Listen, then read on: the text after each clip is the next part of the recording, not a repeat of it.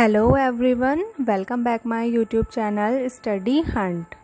इस वीडियो में जो हमारे बाकी के प्रोनाउन रह गए थे, टाइप्स ऑफ प्रोनाउन, आज उनको कंप्लीट करेंगे। 6th type is emphatic pronoun. Emphatic pronoun which is used for emphasis in called emphatic pronoun like my, your, him, her, selves, them, etc. Emphatic pronoun क्या है? Empathic pronoun में किसी चीज़ पर जोर दिया जाता है, किसी बात पर या किसी कार्य को करने पर। एम्पैथिक एम्फेसिस का मतलब है आवेग करना, जोर डालना किसी चीज़ पर कि ये काम तुम ही करो या यह काम मैं ही करूँगा। लाइक हमारा एग्जाम्पल है I will build the house my self. मैं अपना घर खुद बना लूँगा। खुद करना, तुम करो, वह करेगा, जोर देना, प्रेशराइज करना। Like you yourself can tell us about the situation. तुम्हारी परिस्थिति क्या है वो तुम्हें ही तो पता होगी, तुम ही बता सकते हो तुम्हारी परिस्थिति क्या है, तुम ही बता सकते हो कि क्या सर्कमस्टांसेस हैं तुम्हारे साथ, तो तुम्हें ही बताना, किसी और को पता ही नहीं हो सकता।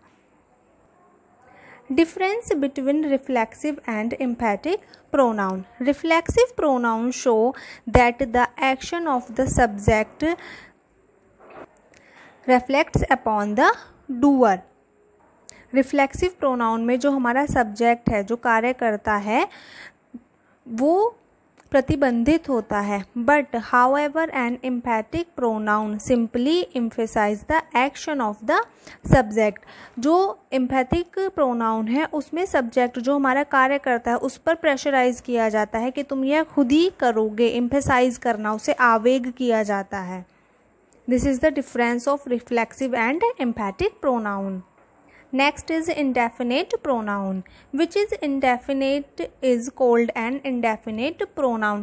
Indefinite का मतलब है अनिश्चित, अनिश्चित सर्वनाम। किसी चीज़ का कोई निश्चित समय नहीं है, कोई चीज़ होना है नहीं होना, उसका कोई निश्चित कार्य नहीं है, समय नहीं है। Like one, any one, each, either, neither, each, etc.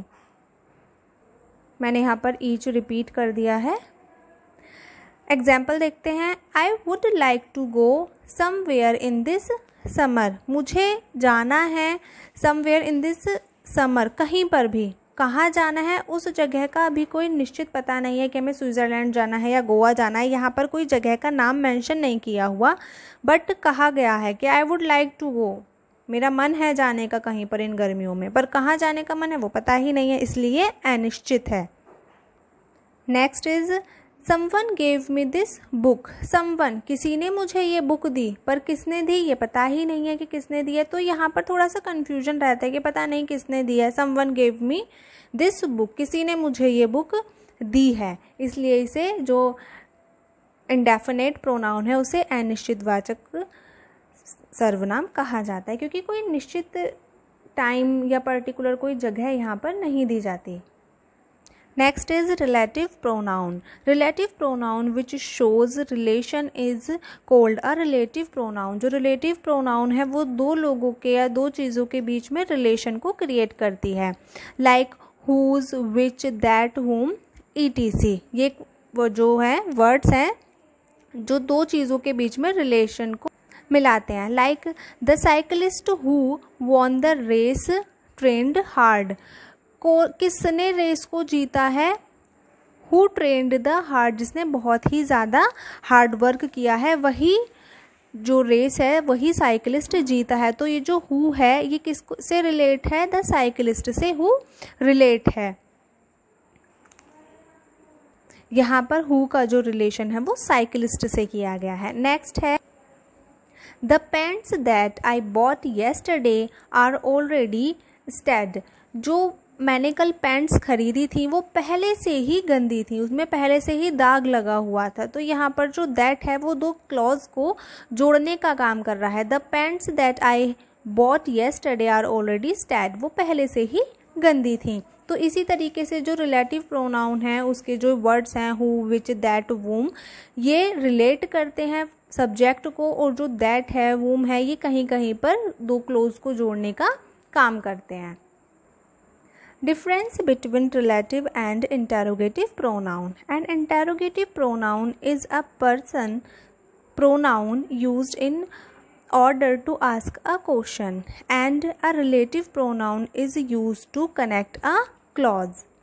अब जो इंटेरोगेटिव प्रोनाउन और जो रिलेटिव प्रोनाउन है उनके जो वर्ड्स हैं वो दोनों ही सेम हैं. लाइक रिलेटिव प्रोनाउन में भी आपको जो क्लोज को जोड़ने का और जो कनेक्ट करने का वर्क है वो भी हुज, विच, दैट, वोम इनसे किया जाता है. और जो इंटेरोगेटिव प्रोनाउन है उसमें भी यही वर्ड्स यूज़ होते हैं. बट दोनों ही प्रोनाउंस में जो वर्ड्स हैं उनको यूज़ करने की कंडीशन अलग अलग है. लाइक जैसे इंटेरोगेटिव प्रोनाउन है, इंटेरोगेटिव प्रोनाउन में जब हम हुज का यूज़ करेंगे या हाउ का यूज़ करेंगे तो वो एक क्वेश्चन मार्क होगा. हम सामने वाले से पूछ रहे हैं कि हु आर यू, तुम कौन हो, एंड हाउ आर यू, तुम कैसे हो, इस तरीके से. बट जो रिलेटिव हमारा प्रोनाउन है उसमें जब हम हुज का या विच का या दैट का यूज़ करेंगे तो वो रिलेट करेगा सब्जेक्ट से. जैसे मेरा जो एग्जांपल था the cyclist who won the race, वहाँ पे जो हु है वो रिलेट करता है साइकिलिस्ट से. तो यही डिफरेंस है इन दोनों के